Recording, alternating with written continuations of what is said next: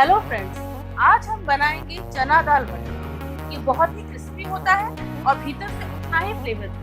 मैं हूँ निवेदिता। चलिए मिलके बनाते हैं चना दाल वड़ा। इसके लिए हम चने दाल को 2-3 घंटे के लिए भिगो लेंगे और इस तरह से दरदरा पीस लेंगे।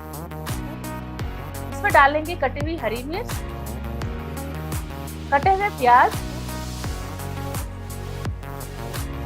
कड़ी पत्ता कटे हुए, साबुत जीरा, भुना जीरा पाउडर, नमक, लाल मिर्च पाउडर और थोड़ा सा चाट मसाला। अब हम सभी चीजों को अच्छे से मिक्स कर लेंगे।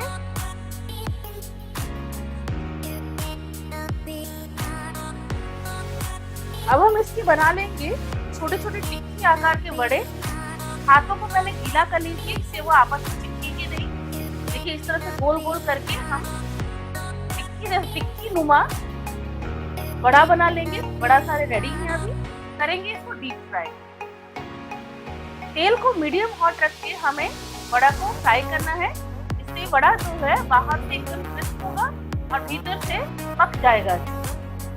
देखिए कितने अच्छे से हमारे बड़े फ्राई हो रहे हैं।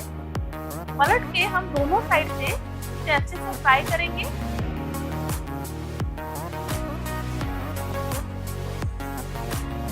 गोल्डन ब्राउन होने तक हमें इसे फ्राई करना है।